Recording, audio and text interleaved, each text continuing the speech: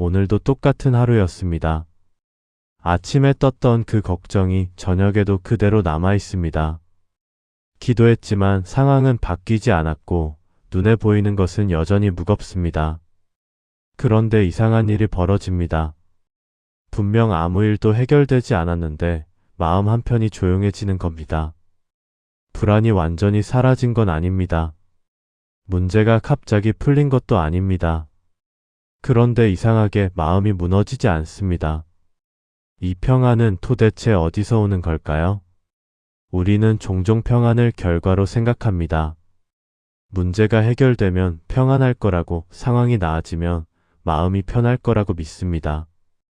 그래서 평안이 오지 않으면 아직 하나님이 일하지 않으신 거라고 생각하죠.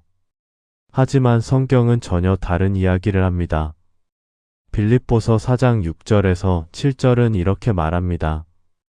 아무것도 염려하지 말고 다만 모든 일에 기도와 간구로 너희 구할 것을 감사함으로 하나님께 아뢰라. 그리하면 모든 지각에 뛰어난 하나님의 평강이 그리스도 예수 안에서 너희 마음과 생각을 지키시리라. 여기서 주목할 부분이 있습니다. 평안이 오는 조건이 문제의 해결이 아니라는 점입니다. 오히려 모든 지각에 뛰어난 평강이라고 표현합니다.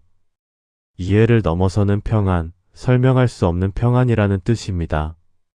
상황이 바뀌지 않았는데도 마음과 생각이 지켜지는 평안. 그것이 성경이 말하는 평안입니다. 요한복음 14장 27절에서 예수님은 이렇게 말씀하십니다. 평안을 너희에게 끼치노니 곧 나의 평안을 너희에게 주노라. 내가 너희에게 주는 것은 세상이 주는 것과 같지 아니하니라. 너희는 마음에 근심하지 말고 두려워하지도 말라. 나의 평안이라는 표현에 주목해 보세요. 세상이 주는 평안은 조건부입니다. 문제가 해결되면 주어지고 상황이 나빠지면 사라집니다. 하지만 예수님이 주시는 평안은 다릅니다. 상황과 무관하게 마음 깊은 곳을 지키는 평안입니다. 그렇다면 이 평안은 언제 경험되는 걸까요? 많은 사람들이 착각하는 부분이 있습니다. 평안은 불안이 완전히 사라진 상태라고 생각하는 겁니다. 하지만 성경은 그렇게 말하지 않습니다. 오히려 근심하지 말고 두려워하지도 말라는 표현 자체가 근심과 두려움이 여전히 존재할 수 있음을 전제합니다. 불안 한가운데서도 마음이 무너지지 않는 것. 그것이 바로 하나님이 주시는 평안의 본질입니다.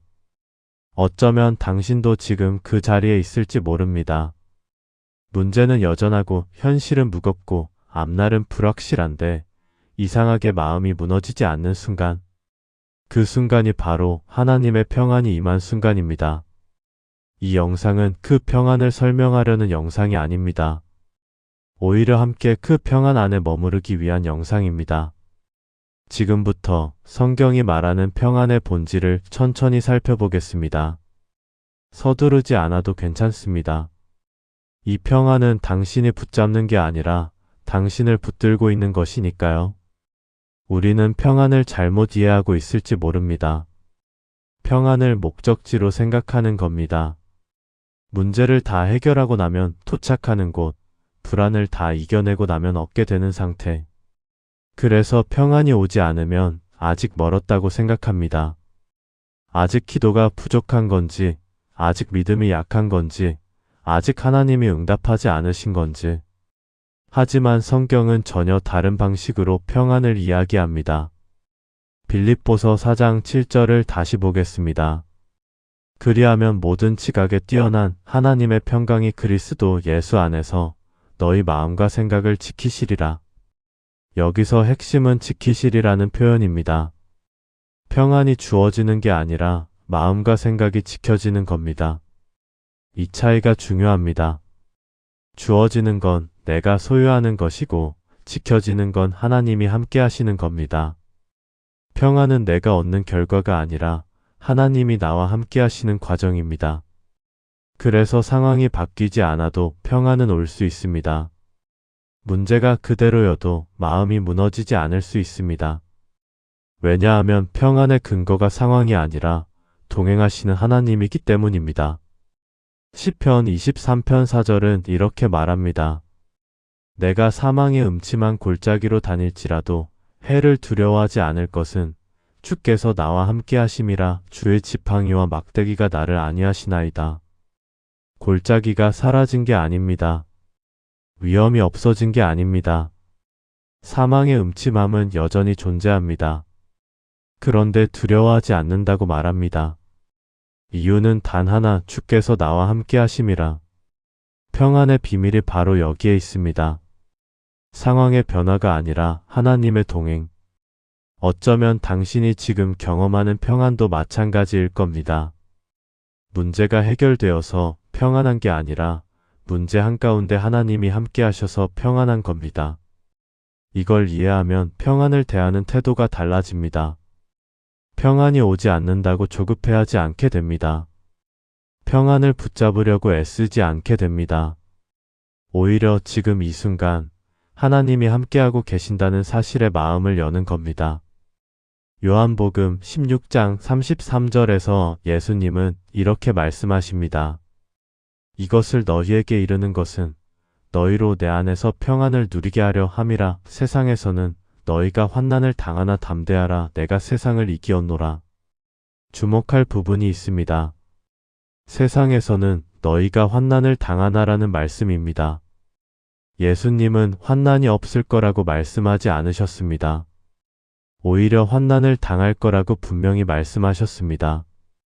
그런데도 담대하라고 말씀하십니다. 이유는 내가 세상을 이기었노라는 선포 때문입니다. 평안은 환난이 사라진 상태가 아닙니다. 평안은 환난 한가운데서도 예수님이 이미 이기셨다는 사실 안에 머무는 겁니다. 그래서 평안은 결과가 아니라 동행입니다. 상황이 끝나야 오는 게 아니라 상황 속에서 함께 하시는 하나님을 경험하는 겁니다. 이 평안은 논리로 설명되지 않습니다. 모든 지각에 뛰어난 평안이라고 성경이 말하는 이유입니다. 이해를 넘어서는 평안, 설명할 수 없는 평안. 하지만 분명히 경험되는 평안. 지금 당신의 마음이 그렇다면 그건 착각이 아닙니다. 상황이 바뀌지 않았는데도 마음이 무너지지 않는다면 그건 하나님이 함께 하시는 증거입니다. 평안은 내가 만들어내는 게 아니라 하나님이 지켜주시는 겁니다. 그러니 평안이 오지 않는다고 자책하지 마세요. 평안을 붙잡으려고 애쓰지 마세요. 다만 지금 이 순간 하나님이 당신과 함께하고 계신다는 사실을 기억하세요. 그 기억 안에서 평안은 저절로 찾아옵니다. 결과가 아니라 동행으로, 목적지가 아니라 과정으로. 평안에 대해 우리가 가진 또 하나의 오해가 있습니다. 평안은 불안이 완전히 사라진 상태라고 생각하는 겁니다. 그래서 불안을 느끼면 평안이 깨졌다고 생각합니다. 아직 믿음이 부족한 거라고, 아직 하나님을 온전히 신뢰하지 못하는 거라고 자책합니다. 하지만 성경은 다르게 말합니다. 빌립보서 4장 6절을 다시 보겠습니다. 아무것도 염려하지 말고 다만 모든 일에 기도와 간구로 너희 구할 것을 감사함으로 하나님께 아뢰라. 여기서 염려하지 말고라는 표현을 주목해 보세요. 이 말씀은 염려가 존재할 수 있음을 전제합니다. 만약 염려 자체가 불가능한 상태라면 굳이 이런 표현을 쓸 필요가 없습니다. 오히려 염려가 있을 수 있지만 그것에 사로잡히지 말라는 뜻입니다. 평안은 불안을 부정하지 않습니다. 평안은 불안 한가운데서도 마음이 무너지지 않는 겁니다. 이사야 26장 3절은 이렇게 말합니다. 주께서 심지가 견고한 자를 평강하고 평강하도록 지키시리니 이는 그가 주를 신뢰함이니이다. 심지가 견고한 자라는 표현에 주목하세요. 이건 불안이 없는 자가 아닙니다. 오히려 불안과 흔들림 속에서도 중심을 잡고 있는 자입니다. 평강이 2번 반복되는 것도 의미가 있습니다. 평강하고 평강하도록 지키신다는 건 지속적으로 평안을 유지하게 하신다는 뜻입니다. 한 번에 완성되는 평안이 아니라 계속해서 지켜주시는 평안입니다. 그렇다면 평안 가운데 불안을 느낄 때 우리는 어떻게 해야 할까요? 억지로 불안을 없애려고 하지 않아도 됩니다. 불안을 느끼는 자신을 책망하지 않아도 됩니다. 오히려 그 불안을 하나님께 아뢰면 됩니다. 빌립보서 4장 6절이 정확히 그렇게 말합니다. 모든 일에 기도와 간구로 너희 구할 것을 감사함으로 하나님께 아뢰라. 불안을 숨기지 말고 하나님께 있는 그대로 말씀드리라는 겁니다. 시편 55편 22절은 이렇게 말합니다. 내 짐을 여호와께 맡기라. 그가 너를 붙드시고 의인의 요동함을 영원히 허락하지 아니하시리로다. 짐이 없어진다고 말하지 않습니다. 짐을 맡기라고 말합니다. 불안이 사라지는 게 아니라 불안을 하나님께 맡기는 겁니다. 그리고 하나님은 그 짐을 함께 지시면서 우리를 붙들어 주십니다. 이게 평안의 본질입니다. 불안이 없는 상태가 아니라 불안 속에서도 하나님께 붙들린 상태입니다. 어쩌면 지금 당신도 불안을 느끼고 있을지 모릅니다. 문제가 해결되지 않아서 앞날이 불확실해서 마음이 무거워서 그 불안은 당연한 겁니다. 그 불안을 느끼는 당신이 잘못된 게 아닙니다. 중요한 건 그 불안에 사로잡히느냐 아니면 그 불안을 하나님께 맡기느냐입니다. 마태복음 11장 28절에서 예수님은 이렇게 말씀하십니다. 수고하고 무거운 짐 진 자들아 다 내게로 오라 내가 너희를 쉬게 하리라. 주목할 부분이 있습니다. 수고하고 무거운 짐 진 자들아라는 표현입니다. 예수님은 짐이 없는 자를 부르지 않으셨습니다. 오히려 짐을 지고 있는 자, 수고하고 있는 자를 부르셨습니다. 그리고 그들에게 내게로 오라고 말씀하셨습니다. 평안은 짐을 내려놓은 후에 오는 게 아닙니다. 평안은 짐을 지고 있는 상태에서 예수님께로 나아갈 때 옵니다. 불안을 느끼는 것 자체가 문제가 아닙니다. 불안을 혼자 감당하려고 하는 게 문제입니다. 평안은 불안을 부정하지 않습니다. 평안은 불안 한가운데서 하나님과 함께하는 겁니다. 지금 당신이 느끼는 불안을 숨기지 마세요.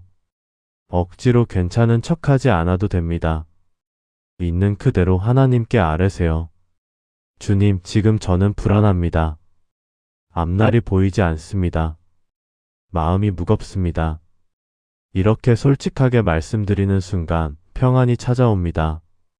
불안이 사라져서가 아니라 불안을 함께 치시는 하나님을 경험하기 때문입니다. 평안은 완벽한 상태가 아닙니다. 평안은 불완전한 우리를 완전하신 하나님이 붙들고 계시는 상태입니다. 평안을 경험하다 보면 이상한 순간을 마주하게 됩니다. 논리적으로 설명이 안 되는 겁니다. 상황은 여전히 어렵고 문제는 그대로이고 미래는 불확실한데 마음이 평안합니다. 이게 말이 돼? 하고 스스로에게 묻게 됩니다. 그런데 바로 그게 성경이 말하는 평안입니다. 빌립보서 4장 7절을 다시 보겠습니다. 그리하면 모든 지각에 뛰어난 하나님의 평강이 그리스도 예수 안에서 너희 마음과 생각을 지키시리라. 모든 지각에 뛰어난이라는 표현에 주목하세요. 영어로는 surpass all understanding, 모든 이해를 넘어선다는 뜻입니다. 이건 우리가 이해할 수 없다는 게 아니라 이해의 범위를 넘어선다는 겁니다. 논리로 설명되지 않는 평안, 상황으로 정당화되지 않는 평안. 그게 바로 하나님이 주시는 평안의 특징입니다. 우리는 종종 모든 걸 이해하려고 합니다. 왜 이런 일이 생겼을까? 언제 해결될까? 어떻게 해야 할까? 이해하면 마음이 편할 거라고 생각합니다. 하지만 성경은 이해보다 더 깊은 평안을 말합니다. 잠언 3장 5절에서 6절은 이렇게 말합니다.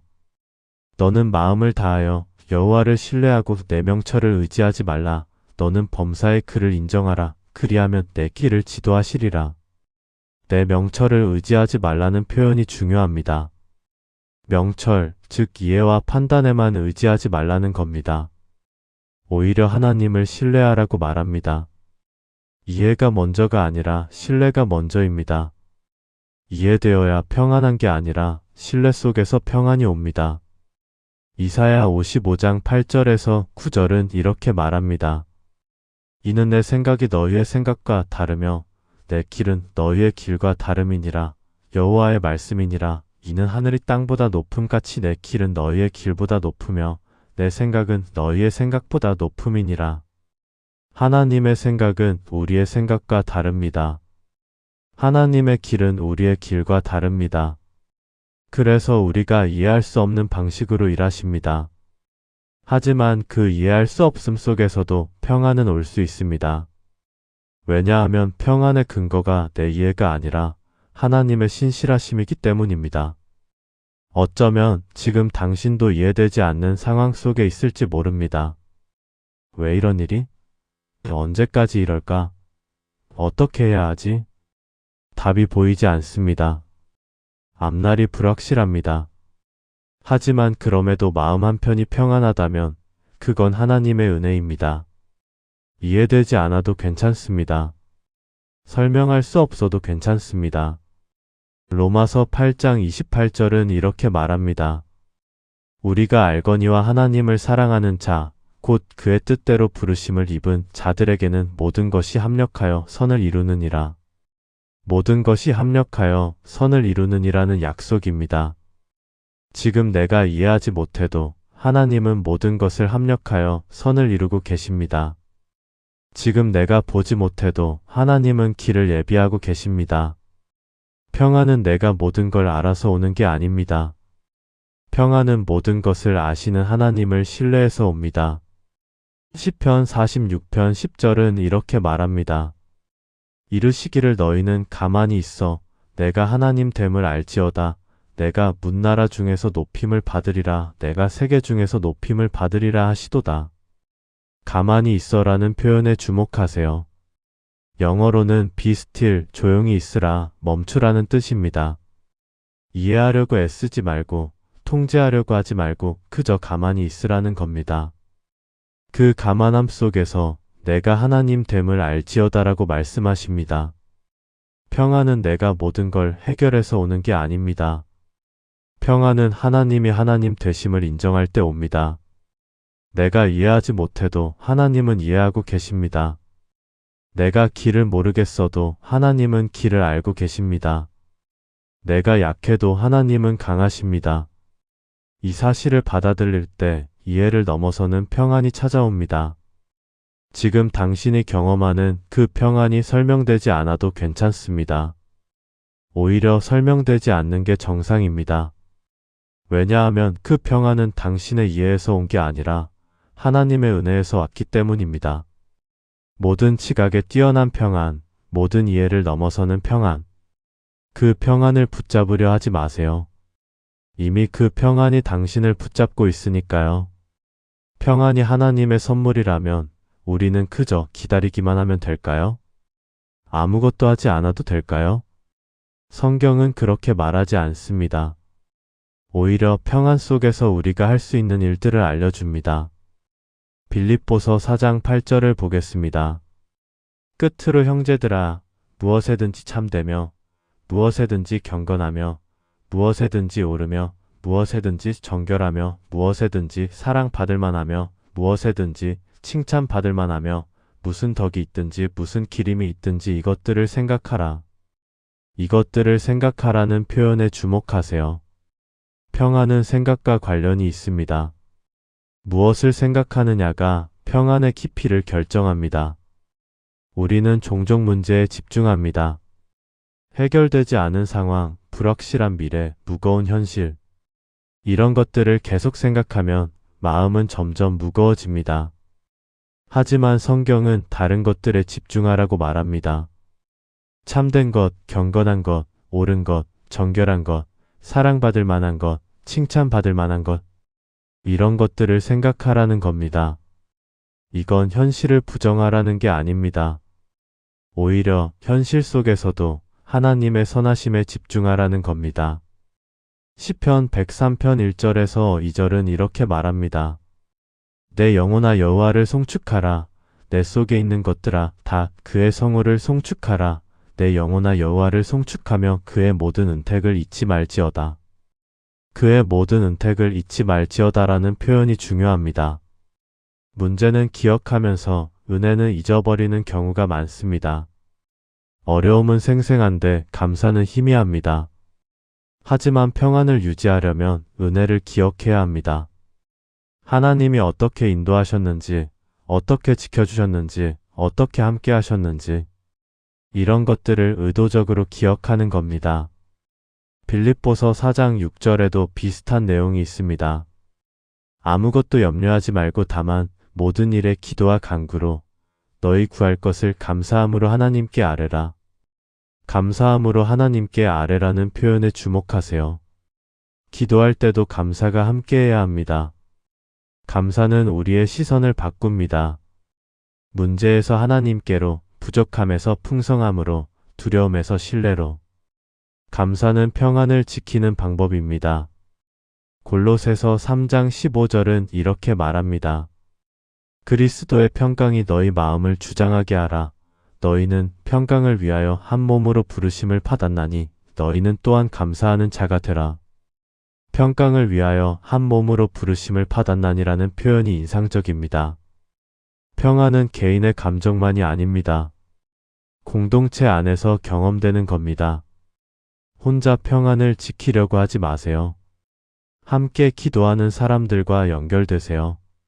함께 말씀을 나누는 사람들과 교제하세요. 평안은 혼자 있을 때보다 함께 할 때 더 깊어집니다. 히브리서 10장 24절에서 25절은 이렇게 말합니다.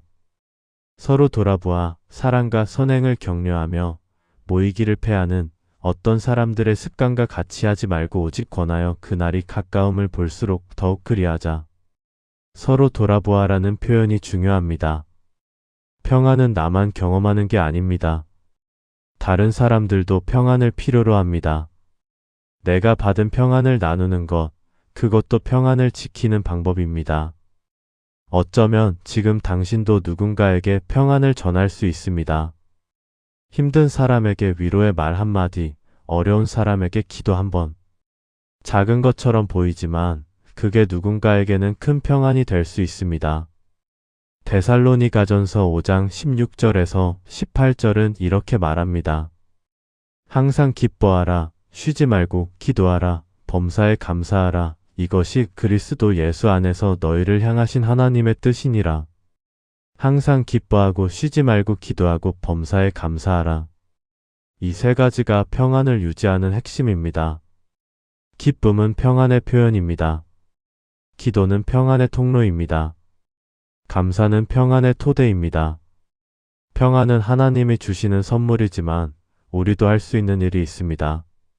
선한 것에 집중하고 은혜를 기억하고 감사로 기도하고 함께 나누는 것. 이런 작은 실천들이 평안을 더욱 깊게 만듭니다. 지금 당신이 경험하는 평안을 이런 방법들로 지켜가세요. 문제가 해결되기를 기다리지 말고 평안 속에서 할 수 있는 일들을 하세요. 그 과정 속에서 평안은 더욱 단단해질 겁니다. 이제 이 묵상을 마무리할 시간입니다. 하지만 평안에 대한 이야기는 여기서 끝나지 않습니다. 오히려 지금부터가 시작입니다. 이 영상을 보고 나면 당신은 다시 일상으로 돌아갑니다. 여전히 해결되지 않은 문제들이 기다리고 있을 겁니다. 여전히 불확실한 미래가 앞에 놓여 있을 겁니다. 하지만 한 가지는 달라질 수 있습니다. 평안을 바라보는 시선입니다. 이제 당신은 압니다. 평안은 문제가 사라져야 오는 게 아니라는 것을. 평안은 불안이 완전히 없어져야 경험되는 게 아니라는 것을. 평안은 내가 모든 걸 이해해야 얻는 게 아니라는 것을. 요한복음 14장 27절을 마지막으로 한 번 더 보겠습니다. 평안을 너희에게 끼치노니 곧 나의 평안을 너희에게 주노라. 내가 너희에게 주는 것은 세상이 주는 것과 같지 아니하니라. 너희는 마음에 근심하지 말고 두려워하지도 말라. 나의 평안을 너희에게 주노라는 약속입니다. 예수님이 주시는 평안, 세상이 줄 수 없는 평안, 상황에 좌우되지 않는 평안, 이해를 넘어서는 평안. 그 평안이 지금도 당신과 함께하고 있습니다. 당신이 느끼든 느끼지 못하든 그 평안은 존재합니다. 왜냐하면 평안은 감정이 아니라 하나님의 임재이기 때문입니다. 시편 4편 8절은 이렇게 말합니다. 내가 평안히 눕고 자기도 하리니 나를 안전히 살게 하시는 이는 오직 여호와이시니이다. 평안히 눕고 자기도 하리니라는 표현이 아름답습니다. 모든 게 해결된 상태가 아니어도 평안히 잠들 수 있다는 겁니다. 왜냐하면 나를 안전히 살게 하시는 이는 오직 여호와이시기 때문입니다. 평안은 내가 만들어내는 게 아닙니다. 평안은 하나님이 주시는 겁니다. 그리고 하나님은 지금도 당신을 안전히 지키고 계십니다. 어쩌면 오늘 밤 당신은 여전히 무거운 마음으로 잠자리에 들지도 모릅니다. 내일 아침에도 똑같은 문제가 기다리고 있을 겁니다. 하지만 그 속에서도 평안은 가능합니다. 문제가 사라져서가 아니라 하나님이 함께 하시기 때문입니다. 민수기 6장 24절에서 26절은 이렇게 축복합니다. 여호와는 내게 복을 주시고 너를 지키시기를 원하며 여호와는 그의 얼굴을 내게 비추사 은혜 베푸시기를 원하며 여호와는 그 얼굴을 내게로 향하여 드사 평강 주시기를 원하노라. 평강 주시기를 원하노라는 하나님의 마음입니다. 하나님은 당신에게 평안을 주기를 원하십니다. 그 평안은 조건부가 아닙니다. 당신이 완벽해서 주시는 게 아니라 하나님이 사랑하시기 때문에 주시는 겁니다. 지금 이 순간 당신이 어떤 상태에 있든 하나님의 평안은 당신과 함께합니다. 그 평안을 붙잡으려 하지 마세요. 이미 그 평안이 당신을 붙잡고 있으니까요. 그 평안을 증명하려 하지 마세요. 평안은 증명의 대상이 아니라 경험의 영역이니까요. 다만 오늘 하루 이 평안 속에 머물러 보세요. 문제를 해결하려고 애쓰기보다 하나님과 함께 있는 것에 집중해 보세요. 불안을 없애려고 하기보다 불안을 하나님께 맡겨보세요. 모든 걸 이해하려고 하기보다 하나님을 신뢰해 보세요. 그 과정 속에서 평안은 더욱 깊어질 겁니다. 이사야 26장 12절은 이렇게 말합니다. 여호와여 주께서 우리를 위하여 평강을 베푸시오리니 주께서 우리의 모든 일을 우리를 위하여 이루심이니이다. 주께서 우리를 위하여 평강을 베푸시오리니라는 약속입니다.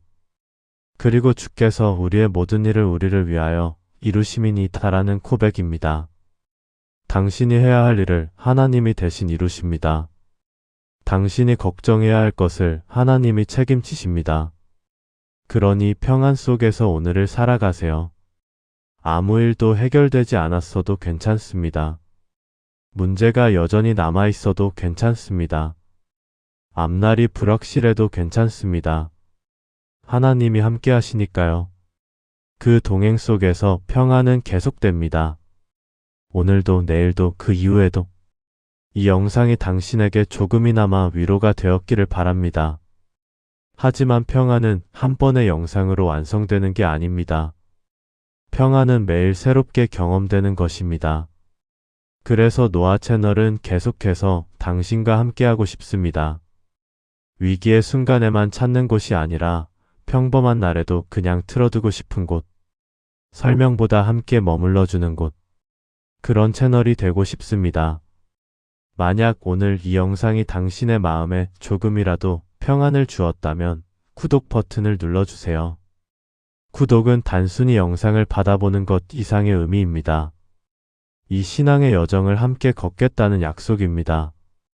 당신이 흔들릴 때도 흔들리지 않을 때도 노아 채널은 같은 자리에서 기다리고 있겠습니다. 그리고 알림 설정도 켜주세요.